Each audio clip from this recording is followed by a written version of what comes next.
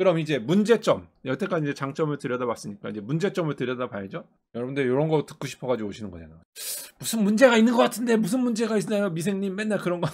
소음과 기업이 왜 소음 얘기하면서 기어를 얘기하고 있냐? 한국은 요거 정도로 돌리죠. 요거로 돌리면은 700에서 800 RPM이 나와요. 계산 안 해줘도 되죠, 이거.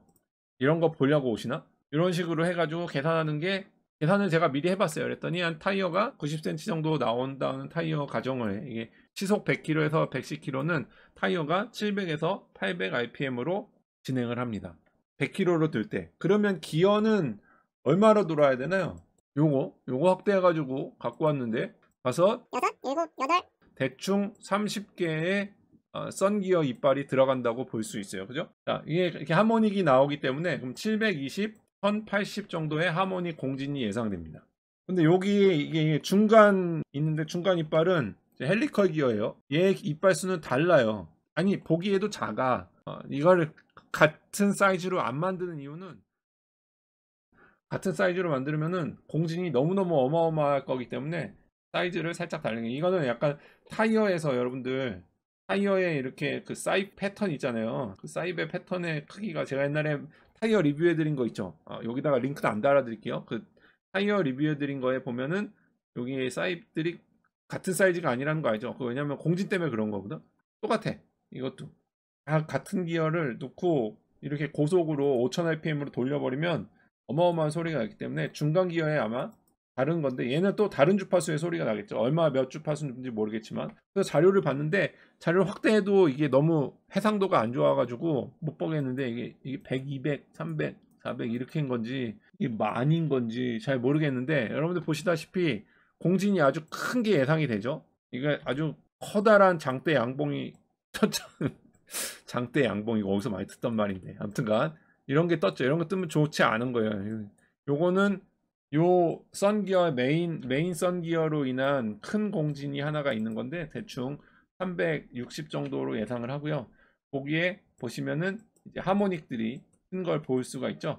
하모닉들가 쭉 뜬 거를 볼 수가 있어요. 그러니까 큰 공진 주파수의 문제가 존재하는 것을 알 수가 있다라는 거고, 두 번째 문제는 기어의 마모입니다. 뭐 여러분들이 대충 생각하시다시피 그냥 보다시피 이 기어가 저렇게 빨리 돌아가고 막 이러면은 문제가 되지 않을까? 좀 문제가 될 수 있죠. 그러나 잘 만들면은 뭐 문제가 안 되겠지만, 뭐 분석하는 영상을 보니까 구조 해석을 잘 했죠. 그러나 이게 헬리컬 기어가 만난 포인트가 정확하게 면과 면이 아니고 선과 선접촉이잖아요. 선과 선접촉으로 계속 가는 거잖아요. 이렇게 선, 이렇게 하는 것이 면이긴 면이지만 선으로 가는 거잖아, 그죠? 그래서 어떤 점을 계속 포인트 컨택을 하면서 움직이는 거기 때문에 그 포인트의 스트레스 포인트가 계속 변화합니다. 이런 식으로 빨간색이 이렇게 변화하는데, 자기네가 최적화 설계를 통해서 이런 식으로 변화하게끔 잘 바꿨다. 잘한 거예요, 잘한 거. 이건 잘한 건데, 문제가 뭐냐? 이건 이제 실험실 조건이고, 이게 계속 이런 아이디어랑 케이스에 접촉이 되면 참 좋은데, 이거는 이제 부동면이 아무래도 너무 기어가 많다 보니까 그 접촉면들이 굉장히 많이 발생하거든요. 많이 발생할 수밖에 없잖아, 그죠? 보험 약관같이 잘 안 보인다고. 트랜스미션 생각하면은 이 별 문제는 아니에요, 그죠? 트랜스미션 이거보다 훨씬 더 많은 기어가 들어가 있으니까. 트랜스미션 생각하면은 기어의 숫자가 이거 뭐 아주 큰 건 아니니까, 아주 많은 건 아니니까 뭐 문제는 없는데, 좀 더 큰 문제는 뭐냐면 바로 이것이에요. 제가 생각하는 문제는, 트랜스미션은 조금 그나마 좀 충격을 완충되어 있는 장치에서 있고, 실험실 조건과 비슷한 유사 조건의 상하 흔들림이 있는데, 이거는 자체 하중을 좀 받아요. 자체 하중을 받는데, 뭐 처음에 설명한 대로 하중은 여기 있는 브레이킹 마운트가 다 받겠지만, 그럼에도 불구하고서 어느 정도의 자중은 받을 거란 말이에요. 그 다음에 지면에 발력이 있단 말이에요. 지면에 발력이 쾅쾅 청쾅 치고 하체가 이렇게 내려오면, 여러분들이 자동차에는 뭐가 있냐면 캠버라는 게 있어.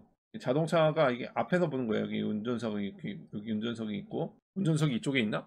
앞에서 봤으니까. 있으면 캠버는 얘가 이렇게, 자동차가 이렇게 될 수도 있거든. 무거운 거 실으면.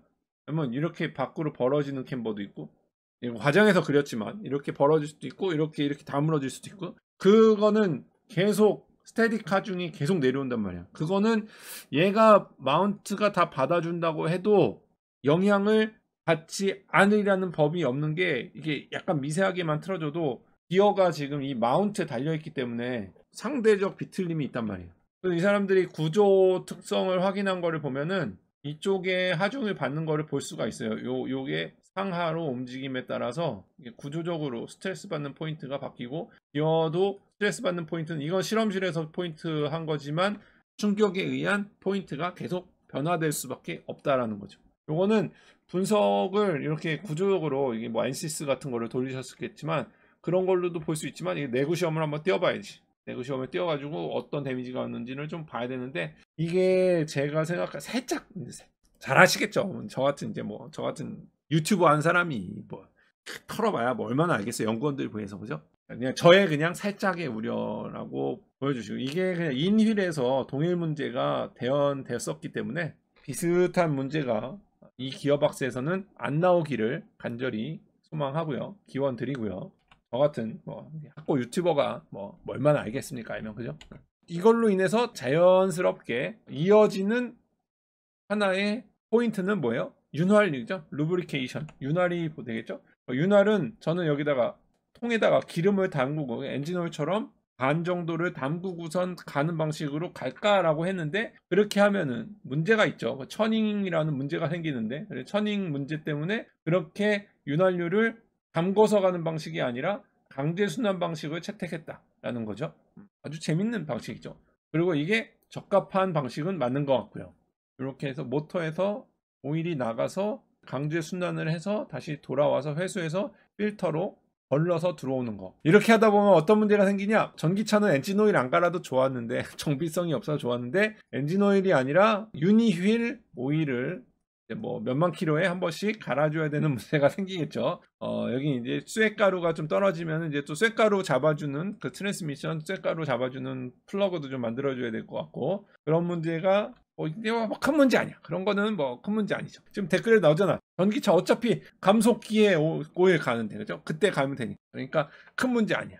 윤활은 어떻게 했느냐? 되게 잘했어요. 보시면은 이게 빨간 게 유압 라인으로 보시면 돼요. 유로라고 이제 해놨잖아요. 인풋 유로. 인풋을 여기다가 파란색으로 넣어가지고 어디로 나오느냐? 인풋을 이렇게 넣어가지고 여기로 타다다다닥 비상해가지고 나오는 방식이에요. 이걸 보니까 뭐가 생각납니까? 이거는 어디에서 주로 쓰는 방식이냐? 엔진 오일이 크랭크샤프트에 보면은 저널 베어링 기억나시는지 모르겠는데 여기 보면은 이렇게 베어링에 이런 식으로 돌아가요. 이런 식으로 크랭크샤프트에 이렇게 윤활유가 안에서 밖으로 뿜어져 나오면서 축과 축이 이렇게 마모되는 것을 방지해 주죠. 그래서 엔진 오일 잘 안 걸면은 이런 데 이제 구멍에 막히면서 엔진 오일이 찜따대 가지고 엔진 전체 교환 막 이런 일들이 왕왕 나오는 거니까 엔진 오일들 잘 갈라는 이유가 그런 이유예요.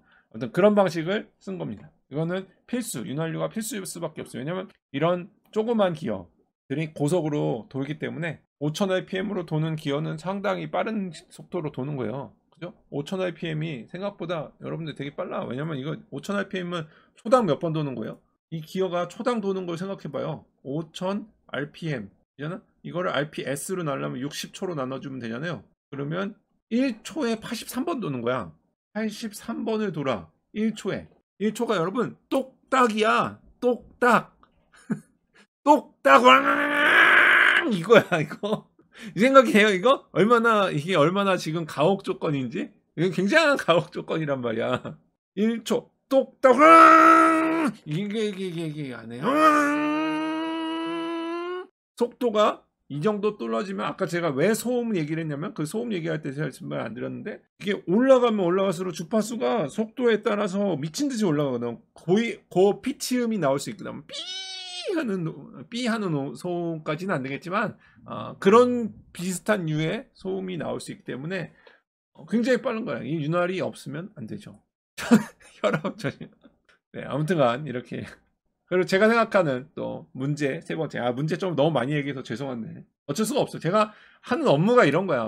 개발하면은 누가 개발하는 거 아이디어 들고 오면은 그거 분석하고 그거 까고 DFMA 하고 그죠? 디피마 같은 거 하고 이런 거 페일리어 모드 없는지 그런 거 분석하고 하는 거니까. 두 가지 문제가 있는데요. 윤활유를 이제 필요하다 그러니까 그렇다면 윤활유에 이렇게 고속으로 도는데 여기에 잡물질이 들어가면은 안 되잖아요. 쇳가루든가 이런 거 들어가면은 안 될 거 아니에요. 그죠? 막아줘야 되는데 어떤 문제가 있냐, 이 외부 오염을 막아줘야 되는 첫 번째 오염 두 가지 문제 중에 첫 번째 문제는 얘가 상하로 움직인다 그랬죠. 근데 여기에 오일이 차 있죠. 오일이 막 튀잖아, 그죠? 다른 거 외부에 흙도 안 들어와야 되고 먼지도 안 들어와야 되지만 일단 얘가 오일이 밖으로 나가서도 안 되잖아. 그러면 얘 샤프트가 위아래로 상하 운동 좌우 운동을 해야 되는데 뭘로 막을 거야? 여기 뭘로 막을 거야? 큰 문제죠. 보통 이렇게 할 수 있죠. 상하의 움직임만 있다면 보통 고무로 이렇게 해가지고 고무 이렇게 한 다음에 여기다가 가운데다가 슬릿을 이렇게 내가지고 샤프트가 여기 따라가면 왔다 갔다 하면은 뭐 실링되는 이런 방법이 있을 수 있죠. 이런 거 있을 수 있는데 얘는 지금 이렇게만 움직이는 게 아니라 온갖 지랄을 하면서 움직이잖아. 이렇게 막 이렇게도 가고 막 이렇게도 가고 이렇게. 이거 어떻게 막을 거야? 이게 막기가 상당히 쉽지 않겠죠. 한 가지 또 다른 방법은 아예 이 패킹 자체를 얘를 중심으로 아예 얘는 막아놓고 전체 패킹이 움직이는 거죠. 이게 어려워요. 그죠? 어렵겠죠? 누유와 외부 오염이 들어가는 게 생각보다 쉽지 않을 것 같다라는 게 제가 보는 첫 번째 오염의 문제고요. 두 번째 오염의 문제는 뭐냐면 이 사진 이게 뭔가요? 이거 보시면은 딱 아시겠나요? 이거 바로 브레이크의 드럼입니다. 드럼 브레이크. 드럼 브레이크가 오염된 그 물웅덩이를 탁 지나가면은 이 안에 물이 들어갈까요? 안 들어갈까요? 드럼 브레이크 안에 물이 들어가죠. 물이 들어가면은 여러분들 그 물이 깨끗할까요? 안 깨끗할까요? 그 물웅덩이에 그 새똥도 있고 개똥도 있고 똥 뭐죠? 뭐 별에 다 있겠죠. 기름도 들어가 있고 그죠? 들어가겠죠? 이거 들어가면 어떻게 될까요? 이거 이 돌다가 빠지는 거야 원래. 빠지는 건데 얘는 얘도 잘 빠질까요? 이 토사가 그게 그 토사 구팽의 그 토사는 아닌데, 자, 이 문제가 뭐냐면 아까 얘기한 대로 얘가 중심에서 얼마의 속도로 도느냐?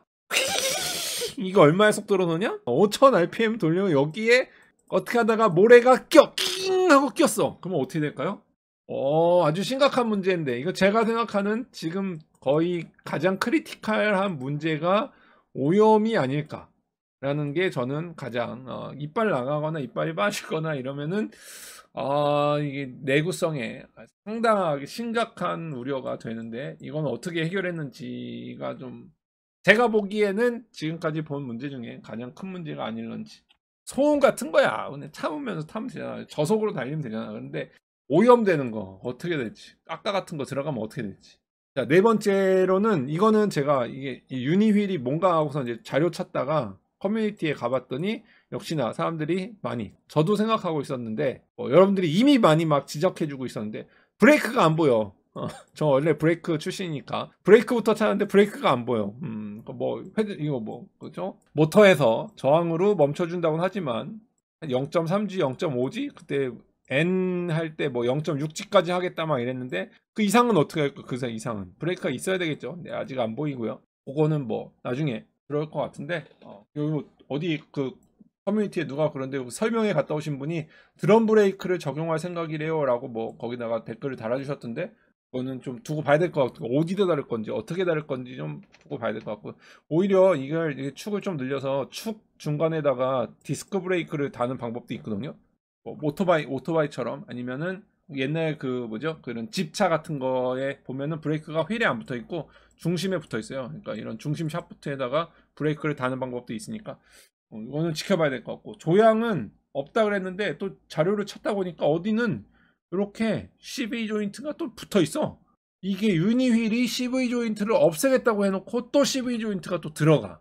아무튼 이건 있어도 되고 없어도 되고 뭐 아무튼 뭐 있고 없고 근데 뭐 조향은 일단 또 어떤 댓글에 보니까 뒷바퀴만 일단 우선 적용한다라고 하면 되니까 뒷바퀴만 적용하면 되겠죠. 이런 거 CV 조인트 없이 큰 문제는 아닐 거라고 생각합니다. 아무튼간 이런 많은 장애물 제가 이렇게 뭐 어차피 엔지니어다 보니까 그게 같이 개발하는 입장에서 남이 개발해 놓은 거 이렇게 비평하는 거 쉽죠. 만드는 건 어려워요. 근데 저같이 이렇게 입 털면서 비평하는 거 쉽기 때문에 여러분들 제 영상을 가지고 너무 또 비판 안 해주셨으면 좋겠고 이렇게 많은 장애물들이 나옴에도 불구하고 새로운 시도가 나오고 있다는 거 칭찬하고 응원하고 싶고요. 잘 해결되었으면 좋겠어요. 일단 새로운 시도가 나오고 있다는 거 칭찬하고 응원하고, 이렇게 일단 가볍게 만들고 저속 어플리케이션부터 하나하나 하다 보면 뭐 휠체어 뭐 이런 거에도 적용해 보려고 생각하고 있대요. 그리고 계단 어떻게 오를지 이런 거, 계단을 오르는 자동차, 카트 뭐 이런 거에 대해서 적용하고 확장하다 보면은 처음부터 첫 술에 배가 부르겠습니까? 대단한 뭔가가 또 현대, 이것도 특허도 다 걸어놨다고 하니까 뭔가가 또 나오지 않으리라는 법이 없지 않기 때문에 잘 좋은 결과가 나오리라 믿고 응원하면서 영상을 마치도록 하겠습니다. 신나게 때려놓고선 이렇게 또 응원한다고 하니까 또 미안하긴 한데 어쩔 수 없어요. 이거는 어쩔 수 없는 게 저의 그 특성이에요. 뭐 현대자동차 안에 계신 분들도 마찬가지잖아. 뭐 누가 어떤 아이디어 갖고 오면은 그걸 비판하는 눈으로 그 페일리어 모드를 볼 수밖에 없기 때문에, 그거는 엔지니어의 특성이기 때문에 어쩔 수 없다고 봐주시고요. 아무튼 제가 좋은 점도 칭찬 많이 해줬으니까 좋은 점들도 잊지 마시고요. 이런 거 좋은 점들 많잖아요. 이런 거 등속, 이런 거 토크 정속 이런 거 잘 되니까, 그죠? 등토크 같은 거 잘 나오니까 잘 개발하셔서 좋은 어떤 제품이 나오는지 나중에 같이 지켜보시면, 관심 가지고 지켜보면 좋을 것 같습니다. 와주셔서 감사하고요. 그럼 우리 또 다음 영상에서 뵙도록 하겠습니다. 안녕히 계십시오.